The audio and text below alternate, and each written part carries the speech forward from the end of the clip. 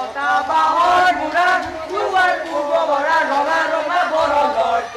পিন্ধা কাপোৰ তুলি দিয়া কামোৰ মাৰিলি কেহি নাজয় চাল্লা বেটা খৰা চাল্লা বেটা খৰা কথাক লেগি নকলিকা দেখিছো কাহা কৰি উঠেলিত মুতিলি কইনেৰে কিহত বান্ধা এতিয়া কইনেৰে কথা ক'ব আহিছা হা কি কৰিলো ৰিলিয়া বেলি যা বেলি কি কৰিলো ৰিলি বেতৰে জুতে ভায়ে দেখিছো কালু কইনেৰে কালু ক'ত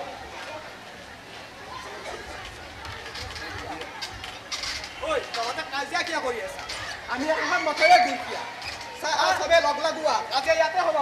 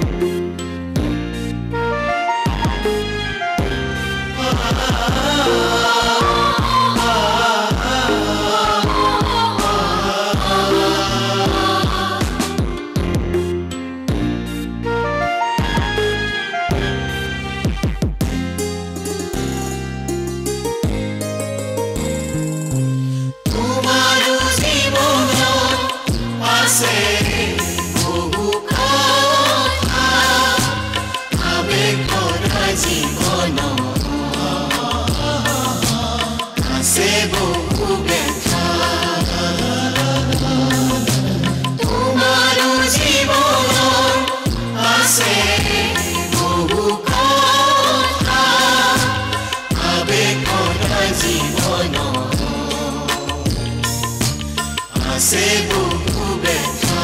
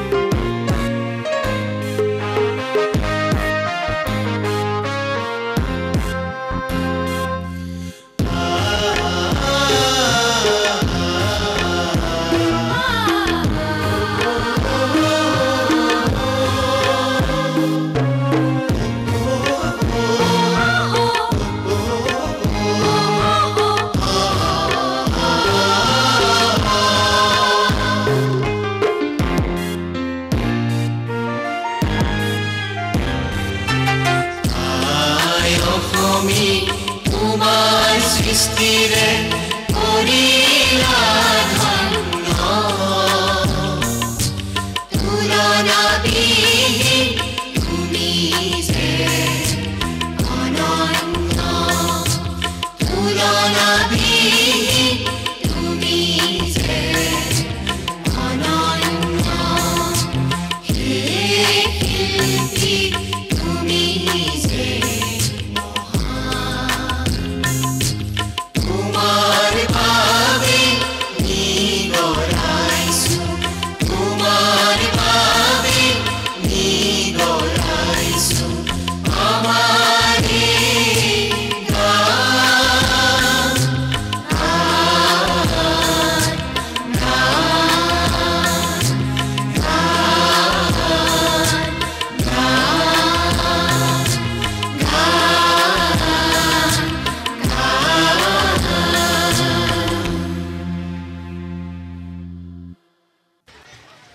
নমস্কাৰ মই দৰ্শিতা বণিকই আমাৰ বিদ্যালয়ৰ তৰফৰ পৰা শ্ৰদ্ধাৰ ডক্টৰ ৰমেন চৌধুৰী দেৱলৈ আগবঢ়োৱা সম্বৰ্ধনা পত্ৰখনি আপোনাসৱৰ আগত পাঠ কৰি দিবলৈ ওলাইছোঁ।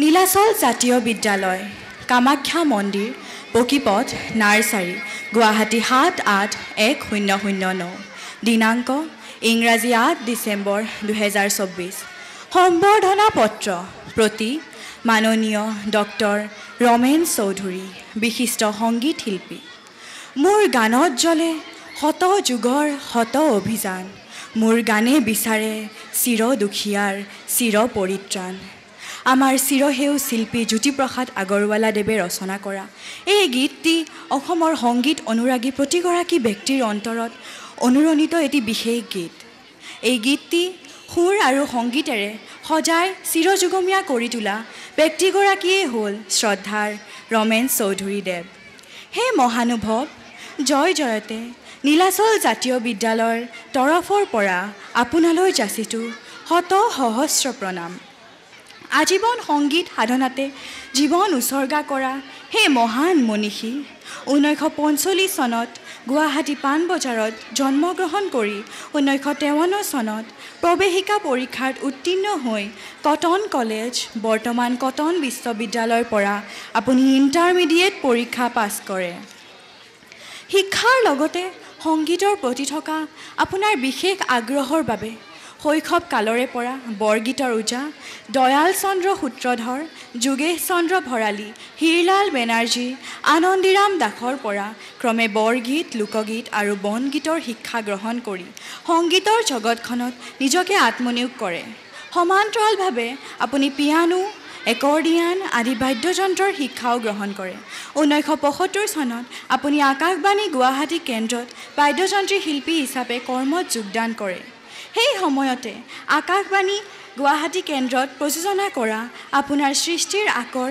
শীৰ্ষক সংগীত লেখকখিনিয়ে সৰ্বভাৰতীয় অনাতাঁৰ কেন্দ্ৰৰ বছৰেকীয়া প্ৰতিযোগিতাত পুৰস্কাৰ লাভ কৰি গৌৰৱৰ এক সুমধুৰ বাৰ্তা কঢ়িয়াই আনে 2007 চনত গুৱাহাটী দূৰদৰ্শন কেন্দ্ৰৰ পৰা ছং অফ নৰ্থ ইষ্টৰ সৰ্বভাৰতীয় দূৰদৰ্শন কেন্দ্ৰৰ প্ৰতিযোগিতাত শস্য শ্যামলা গৰিয়সী জননী পূৰ্বাঞ্চল শীৰ্ষক সমবেত সংগীতটোৰ হিন্দী ৰূপান্তৰ কৰি প্ৰথম পুৰস্কাৰ পাবলৈ সক্ষম হয় আপোনাৰ সিদ্ধ হাতৰ পৰশত জ্যোতি চিত্ৰবন ফিল্ম ষ্টুডিঅ'ৰ পৰা 6টাকৈ গীত বাণীবদ্ধ হৈ ওলায় বিভ্ৰান্ত সন্ধ্যাৰাগ যুঁজ গৰখীয়া হস্তীৰ কন্যা কোলাহল অগ্নিস্নান আদি বোলছবি তথা তথ্য চিত্ৰৰ সংগীত পৰিচালনা কৰি সংগীত জগতলৈ আপুনি আগবঢ়াই যোৱা বিশেষ অৱদানৰ বাবে স্বীকৃতিস্বৰূপে বৰ্তমানলৈ বিভিন্ন বঁটা সন্মানেৰে অলংকৃত হৈছে আপোনাৰ জীৱন 2007 চনত জীৱনজোৰা সাধনাৰ বাবে শিল্পী পেঞ্চন 2012 চনত জয়ন্ত হাজৰিকা স্মৃতি বঁটা 2016 চনত ভূপেন হাজৰিকা স্মৃতি বঁটা 2011 চনত শিল্পী বঁটা 2024 চনত জ্যোতিপ্ৰসাদ আগৰৱালা শিল্পী সন্মান আৰু 2024 চনৰ 15 মাৰ্চ তাৰিখে আপোনাৰ নিৰলস সংগীত সাধনাৰ বাবে গুৱাহাটী বিশ্ববিদ্যালয়ৰ পৰা আপোনালৈ আগবঢ়োৱা হৈছে সন্মানীয় ডক্টৰেট ডিগ্ৰী আজিৰ এই শুভক্ষণত আপুনি আমাৰ মাজত উপস্থিত হৈ অনুষ্ঠানটিৰ সৌষ্ঠৱ বৃদ্ধি কৰাৰ বাবে আমি কৃতজ্ঞ। আপোনাৰ জীৱনজোৰা সংগীত সাধনাৰ দৰে পবিত্ৰ ব্ৰতত ব্ৰতী হৈ শত সহস্ৰজনৰ জীৱন সংগীতৰ মূৰ্ছনাৰে পুলকিত কৰি তোলাৰ লগতে অসমীয়া সংগীতৰ ভঁৰাল চহকী কৰাৰ বাবে নীলাচল জাতীয় বিদ্যালয়ৰ ২০তম গীত মাতৰ গধূলি হেঁপাহ ২০২৪-২৫ অনুষ্ঠানত আপোনালৈ আগবঢ়োৱা হ'ল এই সম্বৰ্ধনা পত্ৰ। শেষত উদ্ভাসিত হওক আপোনাৰ কৰ্মময় জীৱন, জীপাল হওক আপোনাৰ প্ৰতিভাশালী জীৱন পৰিক্ৰমা। আপোনাৰ সুস্বাস্থ্য কামনাৰে নীলাচল জাতীয় বিদ্যালয়ৰ পৰিয়ালবৰ্গৰ হৈ শ্ৰী ৰাজীৱ কলিতা অধ্যক্ষ, চিত্ৰ অংকন ভায়লিনা দাস, প্ৰাক্তন ছাত্ৰী, নীলাচল জাতীয় বিদ্যালয়। ধন্যবাদ।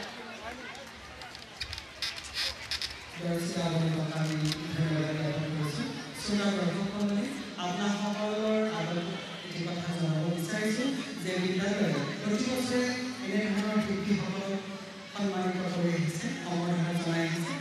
তাৰ মাজত হাছিনা হাজৰিকা বাইদেউ, সূৰ্য গোস্বামী ছাৰ, আলোক ছাৰ, তেওঁলোককো আমি সম্বৰ্ধনা জনাই আহিছোঁ।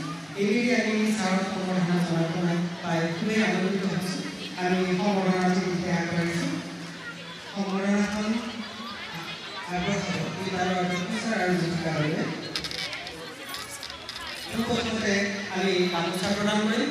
দৰ্শক মণ্ডলীক আমি আটাইকে থিয় হ'বলৈ বিশেষভাৱে অনুৰোধ জনাইছোঁ। প্ৰথমতে অসমীয়া জাতিৰ স্বাভিমান এখন গামোচাৰে ছাৰক আমি বহন কৰি গৈছোঁ। তাৰপিছত এখন চেনেৰে আমি তেখেতক সম্বৰ্ধনা জনাব বিচাৰিছোঁ।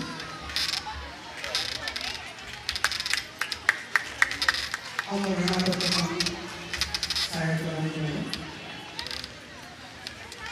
আৰু ইয়াত যিটো প্ৰতিশ্ৰুতি অংকন কৰা হৈছে, আমাৰ প্ৰাক্তন ছাত্ৰী ভায়লিনা দাসে অংকন কৰিছে। মই মঞ্চত ভায়লিনা দাসক বিচাৰিছোঁ। মঞ্চত লগতে আমাৰ মৰমৰ ছাত্ৰী ৰাণী মাফিনে এটি শিল্পকলা প্ৰস্তুত কৰি উলিয়াইছে। সেইখনো ছাৰলৈ দিব। এয়া ৰাণী মাফিন ছাৰলৈ এটি শিল্পকলা প্ৰস্তুত কৰি উলিয়াইছে। আৰু সম্বৰ্ধনা পত্ৰখনত যিটো প্ৰতিশ্ৰুতি আহিছে, সেয়া আমাৰ প্ৰাক্তন ছাত্ৰী ভায়লিনা দাস। আটাইলৈকে আমি আন্তৰিক শুভেচ্ছা জ্ঞাপন কৰিছোঁ ছাৰক। এইখিনিতে মই ছাৰক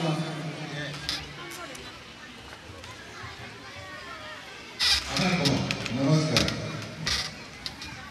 মোৰ বক্তৃতা দিয়া অভাৱ নাই, কিন্তু আজি মোৰ কাৰণে এটা স্মৰণীয় দিন। এনেকুৱা কিছুমান মুহূৰ্ত আছে যে এটা সুন্দৰ পৰিৱেশ,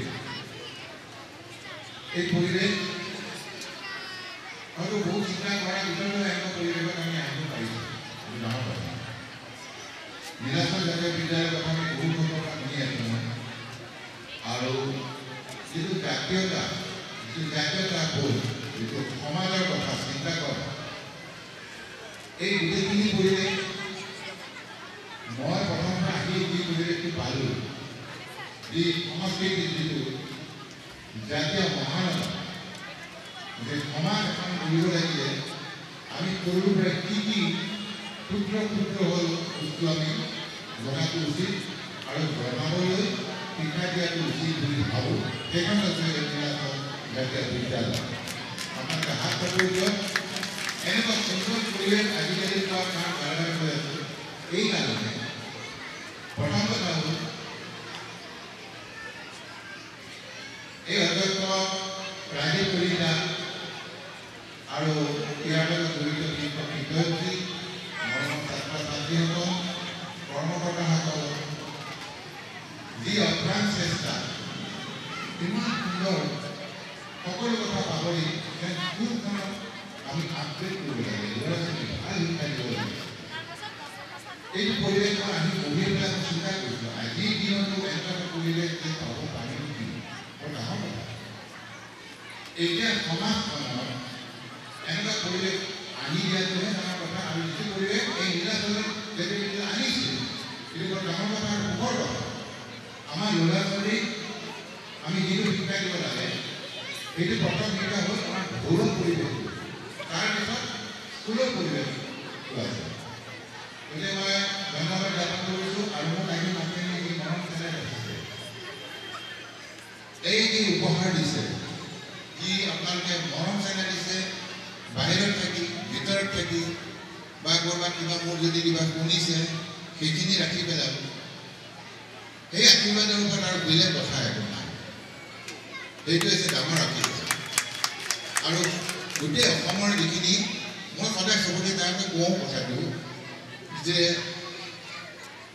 আশীৰ্বাদ বুটলিব লাগিলে সাধনাটো কৰিব লাগিব সাধনাটো কি মোৰ নিজৰ কাৰণে নহয় সদায় সাধনা কৰিব লাগে যে এই সাধনাৰ জৰিয়তে যদি আমাৰ পৰম্পৰা যিটো সৃষ্টি লাগি যে সমাজ আমাৰ গঢ়িব লাগে সুস্থ সমাজ যিটো জাতি ভাষা মাটি আমি লোক বহুত বস্তু কৰি আছোঁ ভাষাটো কেতিয়া থাকিব জাতিটো কেতিয়া থাকিব যেতিয়া আমি সুসংস্কাৰটো যদি পাওঁ তেতিয়া এই পৰিৱেশটো সদায় থাকিব এটা কথা মন কৰিছোঁ যিটো আৰম্ভণিতে যিটো বন্দনাৰে যিটো আৰম্ভ কৰিলে গীত নাম তাৰপিছত সৰু সৰু ল'ৰা ছোৱালীয়ে যিটো পৰিৱেশত তেওঁলোকে নাচিলে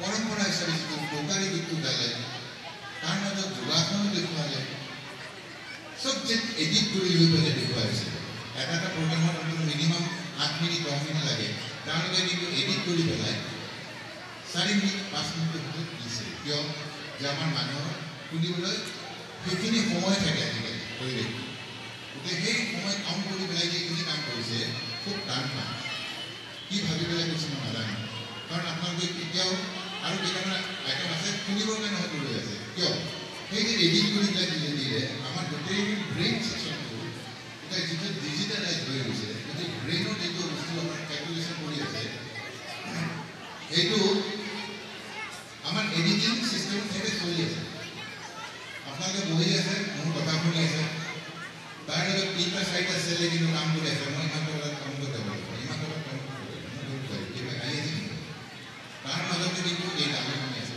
খুব কাম কাম আজিকালি ডিজিটেল ছিষ্টেমৰ কথাই কৈছোঁ কিন্তু ডিজিটেল ছিষ্টেম যিমানে নহওক আমাৰ দিনৰ পৰা আমি যিটো পাইছোঁ এতিয়া মোৰ বেছি বয়স হোৱা নাই মই আহি পাৰ কৰিছোৱে মাত্ৰ আৰু মোৰ কাম কৰিবলৈ বহুত আছে এতিয়া আমি কাম কৰিলে কেতিয়া লাগে সেইকাৰণে কৰিছোঁ পৰম্পৰাটো ৰাখিব লাগিব আমি পৰম্পৰাটো ৰাখিব লাগিব আমি যদি কওঁ যে আমাকে যাব পৰা নাই কিয় আমি দিব পৰা নাই আমি দিব পৰা নাই কিন্তু আগতে ক'ব লাগিব সেইকাৰণে দিব লাগিব আপোনালোকে কষ্ট কৰক গাঁৱতে ঘূৰক যেনেকৈ আজি নাঙেলি গীতটো আজি কৰিছে প্ৰথম নাঙেলি গীতটো মই ষ্টুডিঅ'ত কৰিছিলোঁ কিয় যে নাঙেলি গীতটো আচলতে অশ্লীল নাঙেলি গীত সাধাৰণতে কেতিয়া পৰিৱেশন কৰিব নোৱাৰে অৰিজিনেল ছিষ্টেমটো যদি শুনে আৰু কোনো নিয়ম নাই সেই পথাৰৰ মাজতে গৈ নিজৰ প্ৰাণ ঢালি গোটেইখিনি চলাব পাৰে আগতে যেনেকৈ বিহু গীত বুলি কয় বিহু নাম বুলি ক'লে ঘৰৰ ভিতৰত সোমাব দিয়া নাছিলে বিহু গীত মানে অশ্লীল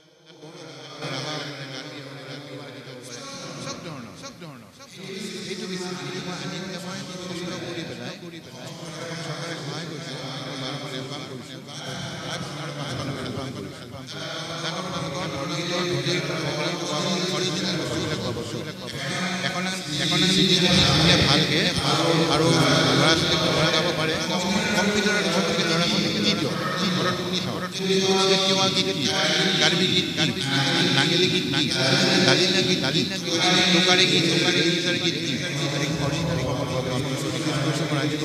নিজাম তেওঁ কিন্তু কম্পিউটাৰত ল'ব আৰু কম্পিউটাৰত পেন ড্ৰাইভ আছে পেন ড্ৰাইভত অলপ কষ্ট হ'ব কিন্তু তোমালোকে ৰাখিব লাগে আজি ল'ৰা ছোৱালী কথা কৈছে তেওঁলোকে ৰাখিব লাগে তেতিয়াহে ভৱিষ্যতলৈ পাই থাকিব মই কিন্তু আশা কৰিলে চন্দন গানবাজি মোৰ বেগটো দিয়া নাই সেইটো বেগ ৰঙা বেগ তাৰমানে এটা পেলা আছে অসমৰ কিছুমান আমাৰ সৃষ্টি আছে ভৰাই লৈ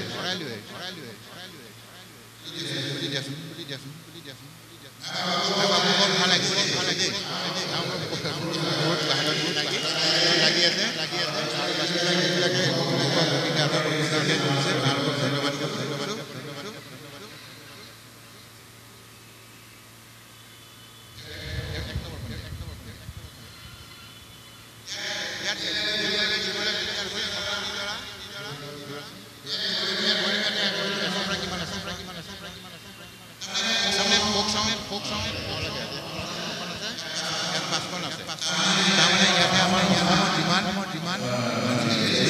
ধন্যবাদ সব ইয়াতে পাব কিয় কৈছোঁ এইবিলাক পৰম্পৰা হিচাপে যিখিনি আছে সেইবিলাকে পাব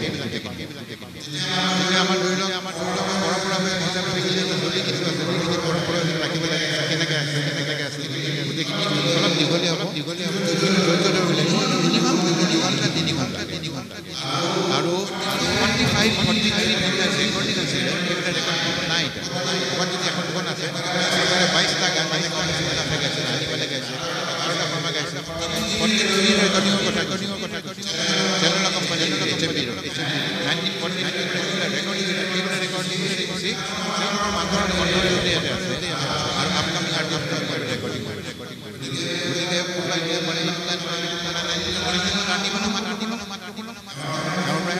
গতিকে প্ৰমাণ মই ৰাখি দিম কাৰণ সৰুতে বেছি মই নালাগে মানে ইয়াতে গতিকে ৰাইজৰ কিমান ছাত্ৰ ছাত্ৰী আছে ঘৰত কম্পিউটাৰ আছে মাক দেউতাকে আৰু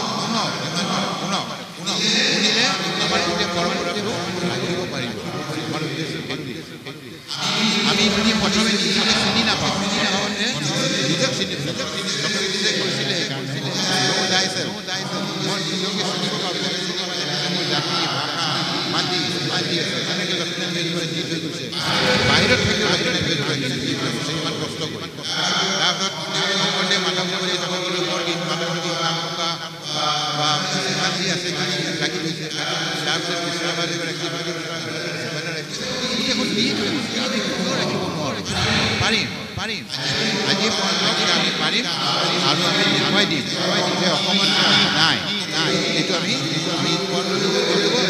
পাৰিব বুলি মই জানো বহুতখিনি কাম ধন্যবাদ যদি দীঘলীয়া নকৰোঁ কথা কিছুমান ক'ব মন গৈছে কাৰণে কৈছোঁ বেয়া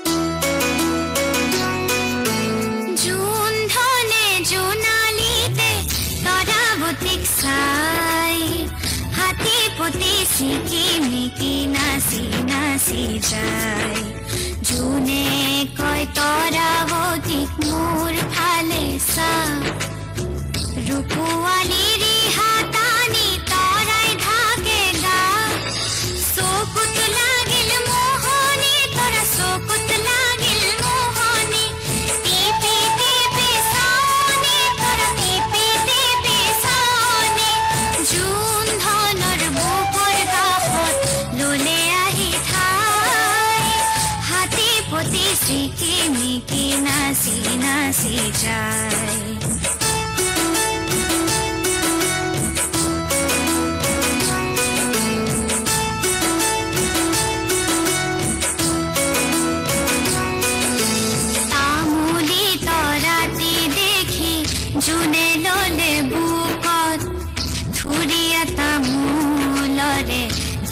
লাগিল মুখত পোহৰৰে হেলেঙে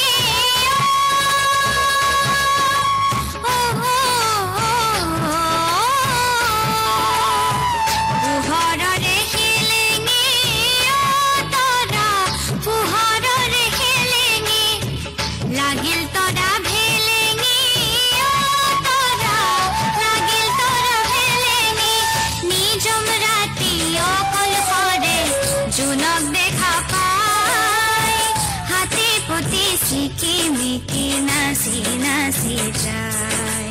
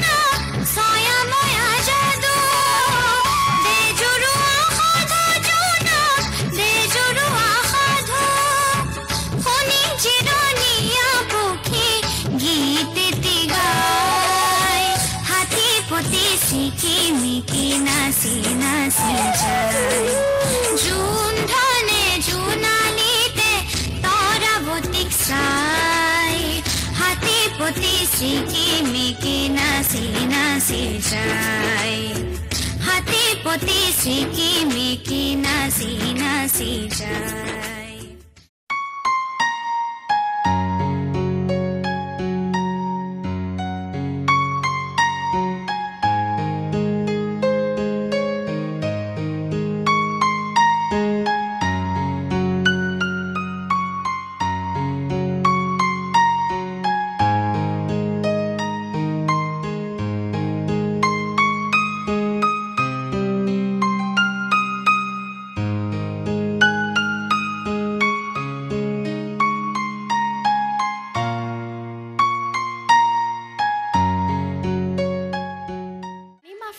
আমাৰ বিদ্যালয়ৰ তৰফৰ পৰা সুৰেশ চক্ৰৱৰ্তী ছাৰলৈ আগবঢ়াবলৈ ওলোৱা সম্বৰ্ধনা পত্ৰখনি পাঠ কৰি দিবলৈ ওলাইছোঁ। নীলাচল জাতীয় বিদ্যালয়, কামাখ্যা মন্দিৰ পকীপথ, নাৰ্চাৰী, গুৱাহাটী 87810009। দিনাংক ইংৰাজী 8 ডিচেম্বৰ 2024। সম্বৰ্ধনা পত্ৰ প্ৰতি মাননীয় সুৰেশ চক্ৰৱৰ্তী, মনোৰোগ বিশেষজ্ঞ তথা অধ্যাপক, গুৱাহাটী চিকিৎসা মহাবিদ্যালয়। শ্ৰদ্ধা ভাজনেহু জয় জয়তে নীলাচল জাতীয় বিদ্যালয়ৰ তৰফৰ পৰা আপোনালৈ যাচিছোঁ শত সহস্ৰ প্ৰণাম। আজীৱন সেৱা শুশ্ৰূষা তথা আৰ্তজনৰ ওচৰত হৃদয়তাকে জীৱনৰ ব্ৰত হিচাপে লৈ জীৱন পথত আগবাঢ়ি যোৱা সেই মহান মনীষী পাজিপদ গাঁৱৰ অতি দুখীয়া পৰিয়ালত জন্মগ্ৰহণ কৰিও নিজৰ মনত চিকিৎসক হোৱা যি সপোন পুহি ৰাখিছিল সেয়া বাস্তৱায়িত কৰিবলৈ সক্ষম হৈছিল আপোনাৰ আপ্ৰাণ চেষ্টাৰ মাজেৰে। 257 নম্বৰ পাজিপথ প্ৰাথমিক বিদ্যালয়ৰ পৰা শিক্ষা জীৱন আৰম্ভ কৰি 1976 চনত পাজিপথ হাইস্কুলৰ পৰাই সুখ্যাতিৰে হাইস্কুল শিক্ষান্ত পৰীক্ষাত উত্তীৰ্ণ হৈ গুৱাহাটীৰ ঐতিহ্যমণ্ডিত কটন মহাবিদ্যালয়ত নামভৰ্তি কৰে আৰু তাৰ পৰাই গুৱাহাটী চিকিৎসা মহাবিদ্যালয়ত MD সাইকেট্ৰি পাছ কৰে। এনেকৈ আপুনি জীৱনৰ নানান ঘাত প্ৰতিঘাতৰ মাজেৰে আপোনাৰ শিক্ষা জীৱন আগবঢ়াই নি গুৱাহাটীৰ ডাউনটাউন হস্পিটালত প্ৰথমে কৰ্মজীৱনৰ পাতনি মেলে। এনেকৈ আপুনি অসম চিকিৎসা মহাবিদ্যালয়, বৰপেটা চিকিৎসা মহাবিদ্যালয়, শিলচৰ চিকিৎসা মহাবিদ্যালয় ইত্যাদি উজনি নামনিৰ বহুকেইখন চিকিৎসালয়ত চিকিৎসক হিচাপে আপোনাৰ নিস্বাৰ্থ সেৱা আগবঢ়াই গৈছে। বৰ্তমানো আপুনি গুৱাহাটী চিকিৎসা মহাবিদ্যালয়ত মনোৰোগ বিভাগৰ বিভাগীয় মুৰব্বী হিচাপে কৰ্মৰত হৈ বিভিন্ন মানসিক ৰোগীক আপোনাৰ চিকিৎসা আগবঢ়াইছে। চহা গাঁৱলীয়া সমাজ এখনৰ পৰা আহি নিজকে এখন প্ৰতিষ্ঠিত ব্যক্তি হিচাপে গঢ়ি তোলাটো সঁচাকৈ প্ৰশংসনীয়।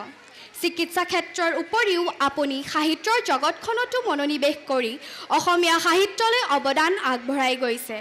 আপোনাৰ সিদ্ধহস্ততাত প্ৰকাশ পাইছে আৰণ্যক আৰু এজাক সপোন যেন বৰষুণ শীৰ্ষক দুখনকৈ গ্ৰন্থ। ইয়াৰ লগত বিভিন্ন আলোচনীত মানসিক তথা শাৰীৰিক স্বাস্থ্য আৰু অন্যান্য সামাজিক বিষয় সন্দৰ্ভত লিখা প্ৰবন্ধও প্ৰকাশ পাইছে। নিস্বাৰ্থ সেৱা আৰু শুশ্ৰূষাৰে বহুজনৰ জীৱনত আশাৰ ৰেঙুনি কঢ়িয়াই অনাৰ বাবে আপুনি কৰা অপ্ৰাণ চেষ্টা আৰু সেৱা বহুজনৰ বাবে প্ৰেৰণাৰ উৎস হৈ ৰ'ব।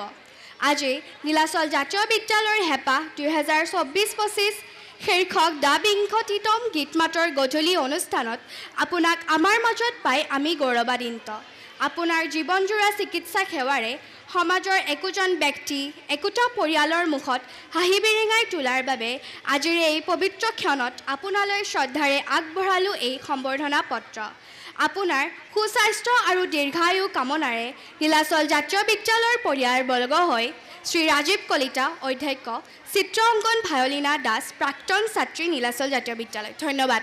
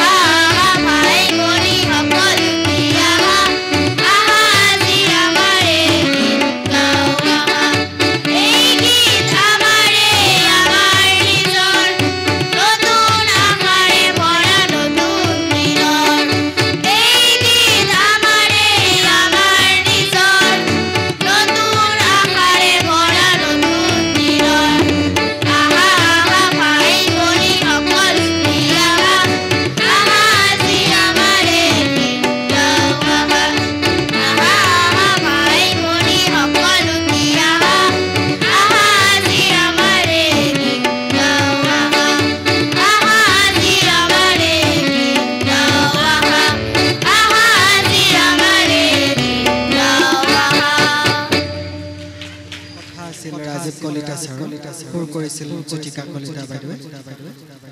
সংগীত ব্যৱস্থাপক আছিল উমেশ নাথ ডাঙৰীয়া আৰু গীতটিত কণ্ঠনি কৰাইছিল জ্যোতিত্ৰ বিশিষ্ট গায়ক, হৃদয়ানন্দ নাথ উদীয়মান গায়ক, মানস ৰাভা বিশিষ্ট সংগীত শিল্পী তথা প্ৰশিক্ষক আৰু নিশাৰাণী দাস তেওঁ অনুপস্থিত। আমি আটাইগৰাকী শিল্পীক বিদ্যালয়ৰ তৰফৰ পৰা একাজলি মৰম যাচিব বিচাৰিছোঁ। পুনতে উমেশ নাথ ডাঙৰীয়াক এখনি গামোচাৰে বৰণ কৰিছে বিদ্যালয়ৰ শিক্ষয়িত্ৰী জ্যোতিকা কলিতা বাইদেৱে। লগে লগে এটি স্মাৰক প্ৰদান কৰিছে।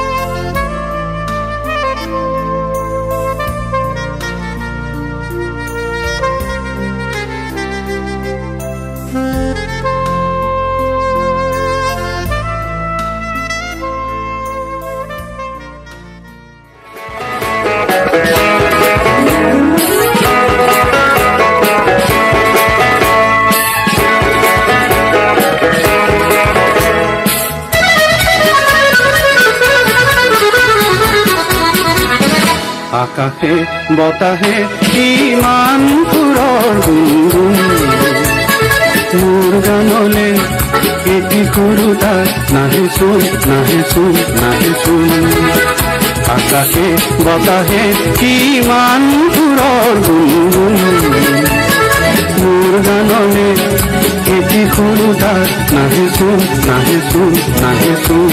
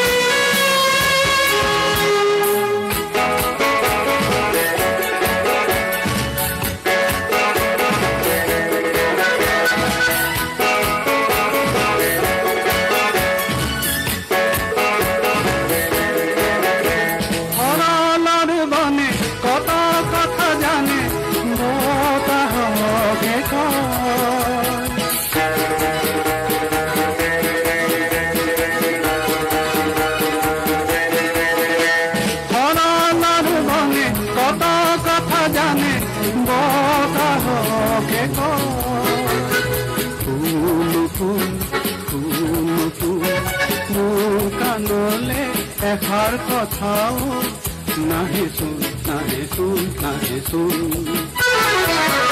আকাশে বতাহে কিমান সুৰৰ গুণগুণ মোৰ গানলে এটি সৰু তাত নাহেচোন নাহেচোন নাহেচোন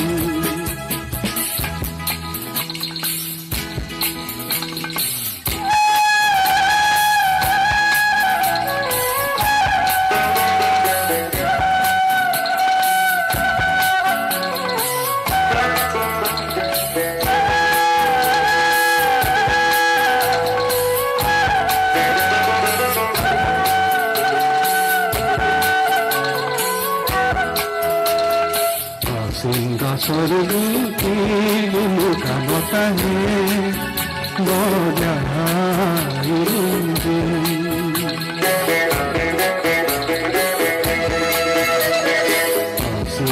সৰগুটি মুখা বতাহে বজাই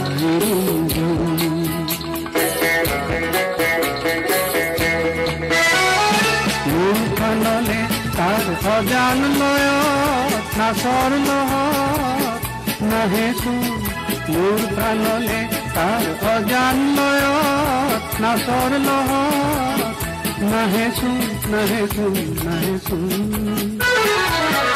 আকাশে বতাহে কিমান সুৰৰ গুণগুণ মোৰ গানলে এটি সৰু তাত নাহেচোন নাহেচোন নাহেচোন আকাশে বতাহে কিমান সুৰৰ গুণগুণ মোৰ গানলে এটি সৰু তাত নাহেচোন নাহেচোন নাহেচোন নাহেচোন নাহেচোন নাহেচোন নাহেচোন নাহেচোন নাহেচোন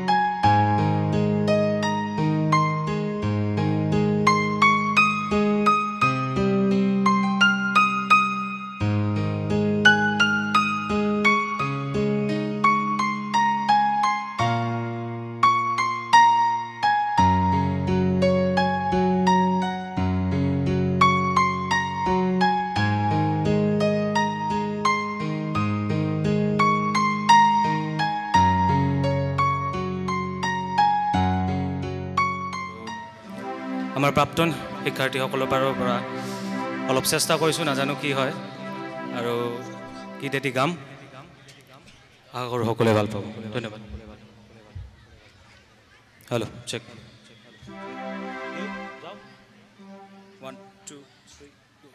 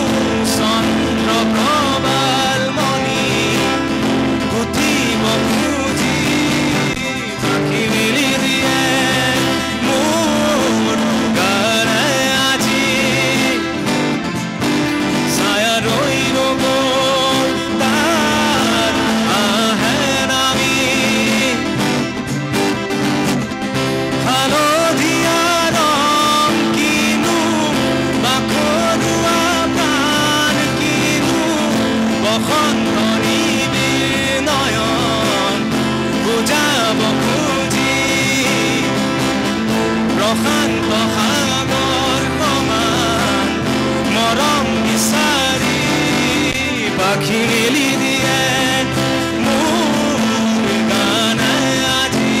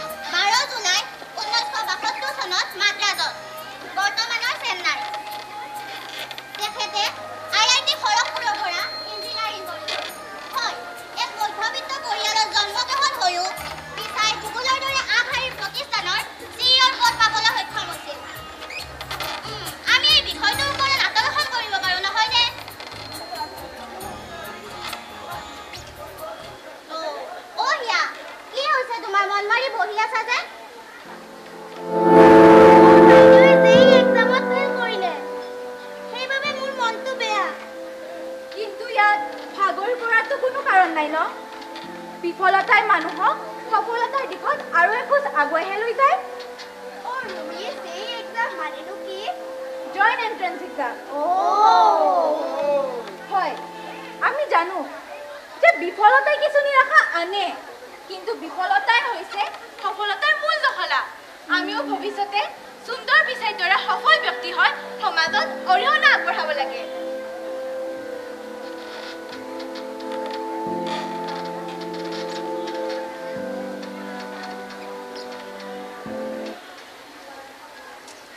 এতিয়া মই এই ৰুবিক কিউবটোত মনোযোগ দি আছো মই বিচাৰো যে তোমালোকেও এই ৰুবিক কিউবটোত মনোযোগ দিয়া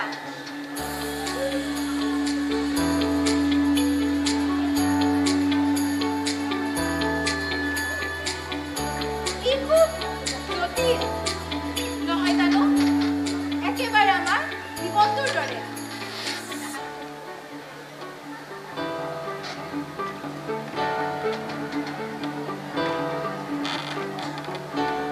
আমিতো এতিয়া সৰু হৈ আছো কিন্তু আমি ডাঙৰ ডাঙৰ সপোন দেখিবলৈ লাগে আৰু ভৱিষ্যতে সুন্দৰ পিছাই ৰতন টাটা ইলন মাস্ক হ'বলৈ চেষ্টা কৰিব লাগে ইলন মাস্ক পৃথিৱীৰ ভিতৰতে আটাইতকৈ ধনী ব্যক্তি ৰবা তেওঁ কেৱল ধনীয়েই নহয় বৰ্তমান সময়ত ভালদৰে কাম কৰি অহা এজন উল্লেখযোগ্য ব্যক্তি তেওঁ কি কি আৱিষ্কাৰ কৰিছিল কোৱাচোন ইলেক্ট্ৰিচিটিৰে চলা গাড়ী যেনে বেটাৰী চালিত গাড়ী 1 2 3 এয়া আমাৰ গাড়ী ইঞ্জিনটো ঘূৰে কি কৰো এৰিব লাগিব আমাৰ যে সকলো শুনিছানে কথা শুনিছানে কথা আই লুনে মাছে ভাত খা আই লুনে মাছে ভাত খা ঘৰলৈ ঘূৰি সৰু ঘৰলৈ মাছ বিচাৰি যায় মাছ বিচাৰি যায়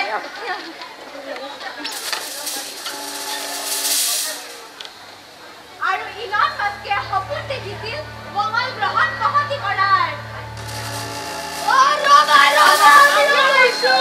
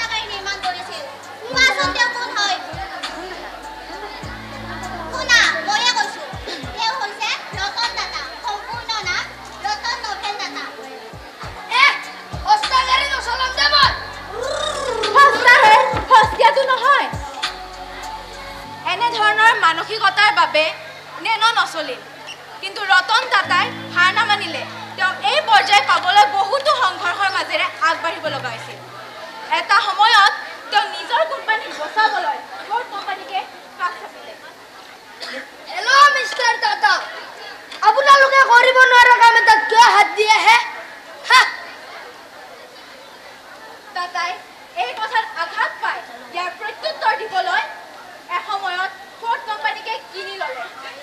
এয়া আমাৰ গৌৰৱ ৰতন টাটা। পদ্মভূষণ পদ্মবিভূষণেৰে সন্মানিত ৰতন টাটা টাটা ট্ৰাষ্টৰ পৰা স্বাস্থ্য শিক্ষা গ্ৰামীণ বিকাশলৈ বহু অৰিহণা আছে। আজি অসমৰ বাবে বহু গৌৰৱতী আৰু বহুত গুৰুত্বপূৰ্ণ। মই জনাবলৈ পাই সুখী হৈছোঁ যে অসম এতিয়া সমগ্ৰ ভাৰতবৰ্ষৰ নহয় পৃথিৱীৰ ভিতৰত নাম কৰিব কেৱল উন্নত মানদণ্ড কেঞ্চাৰ নিৰাময় হস্পিটেল নিৰ্মাণৰ বাবে।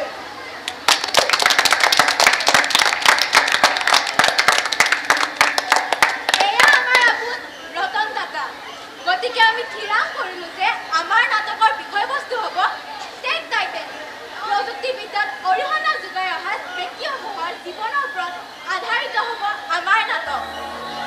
নাটক কৰি যাম আমি, কথা কৈ যাম আমি, নাটক কৰি যাম আমি, কথা কৈ যাম আমি। আমি ভৱিষ্যতৰ দেশৰ প্ৰযুক্তি আগুৱাই নাম উজ্বলাম দেশৰ। ভাৰত মাতা কি জয়, ভাৰত মাতা কি জয়।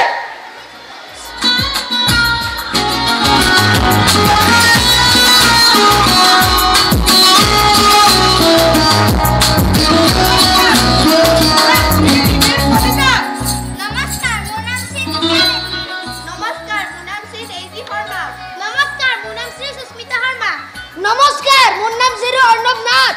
নমস্কাৰ, মোৰ নাম শ্ৰী হৃদয় কুমাৰ দাস। নমস্কাৰ, মোৰ নাম শ্ৰী নিকুলাছ বৰ্মন। নমস্কাৰ, মোৰ নাম শ্ৰী কৃষ্ণ দাস। নমস্কাৰ, মোৰ নাম শ্ৰী ৰাখিমণি দাস।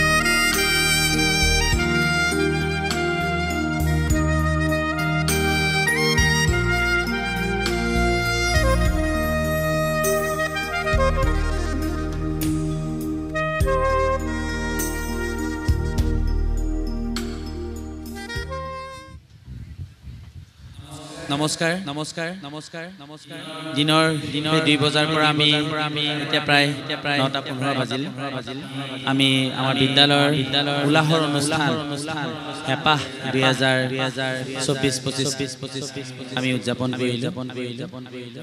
বিগত সময়ছোৱাত আমাৰ কেইবাদিনো ধৰি আমাৰ বিদ্যালয় শিক্ষক কৰ্মচাৰী ছাত্ৰ ছাত্ৰী আৰু প্ৰশিক্ষকসকলে আমাৰ সহপাঠ্যক্ৰমৰ শিক্ষক প্ৰশিক্ষক আৰু আমি আমন্ত্ৰণ কৰি অনা নাট্যকৰ্মী দুগৰাকীয়ে যথেষ্টখিনি সহায় সহযোগিতা আগবঢ়ালে আৰু আমি এটা অনুষ্ঠান অনুষ্ঠিত কৰিলোঁ। আচলতে এই অনুষ্ঠানটো এটা আমাৰ উদ্দেশ্য আমাৰ ছাত্ৰ ছাত্ৰীসকলৰ সৰ্বাংগীন বিকাশৰ কাৰণে লোৱা এটা প্ৰচেষ্টা।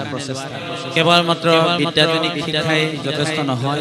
আজি প্ৰতিযোগিতাৰ যুগত আমি সদায় চিন্তা কৰোঁ যে প্ৰতিযোগিতাৰ এই সময়ত পঢ়া শুনাখিনি আমাক লাগিবই, মৌলিক প্ৰয়োজন। তাৰ লগত আনুষংগিক শিক্ষাবিলাকো আমাক লাগে আৰু আমি চেষ্টা কৰোঁ আমাৰ ছাত্ৰ ছাত্ৰীসকলক সকলো দিশত যাতে আগবঢ়াই লৈ যায়। আপোনালোকে আজি মঞ্চত দেখিলে আমাৰ বিদ্যালয়ৰ 3গৰাকী প্ৰাক্তন ছাত্ৰ, এগৰাকী হ'ল প্ৰাক্তন ছাত্ৰ বিবেক মৃগেন আৰু অংকুৰ। বিবেক মৃগেন আৰু অংকুৰ এই 3গৰাকী ছাত্ৰ আমাৰ প্ৰাক্তন ছাত্ৰ খুব সুন্দৰকৈ অনুষ্ঠান পৰিৱেশন কৰিলে।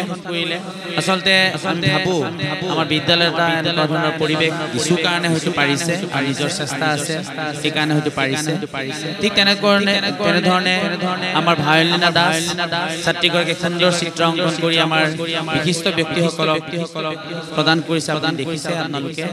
গতিকে এই ছাত্ৰ ছাত্ৰীসকল আমাৰ সম্পদ হয়।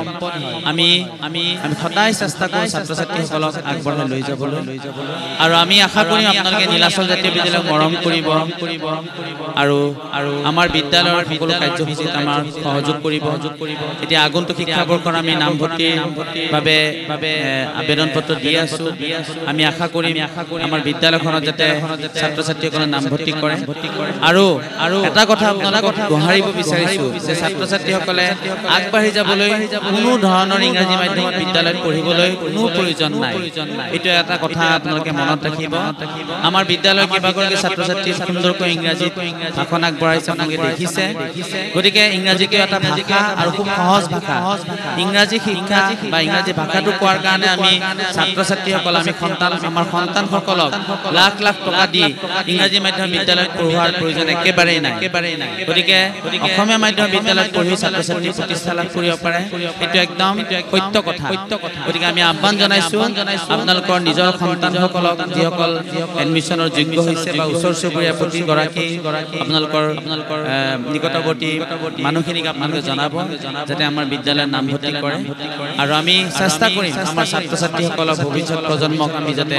আগবঢ়াই লৈ যাব পাৰোঁ আৰু আমাৰ এই অনুষ্ঠানটো সুচাৰুৰূপে পৰিচালনা কৰাত বিভিন্ন দায়িত্ব যিসকল শিক্ষক শিক্ষয়িত্ৰী কৰ্মচাৰী তেওঁলোকৰ দায়িত্ব পালন কৰিলে প্ৰত্যেকলৈ আমি কৃতজ্ঞতা জ্ঞাপন কৰিছোঁ আমাৰ পৰিচালনা সমিতিৰ সভাপতি মহোদয়কে ধৰি বিভিন্ন বিষয়ববীয়াসকলক আমি ধন্যবাদ জ্ঞাপন কৰিছোঁ আমাৰ শুভাকাংক্ষীসকলক ধন্যবাদ জ্ঞাপন কৰিছোঁ আৰু এই কৈ মোৰ বক্তব্য সামৰণি মাৰিছোঁ এতিয়া অসম সংগীত পৰিৱেশনেৰে আমি আমাৰ আজি এই কাৰ্যসূচী সামৰণি পেলাম গতিকে সকলোকে নিজৰ নিজৰ ঠাইত খন্তেক সময়ৰ বাবে থিয় হ'বলৈ অনুৰোধ জনাইছোঁ আমি এতিয়া অসম সংগীত পৰিৱেশন কৰিম Oh,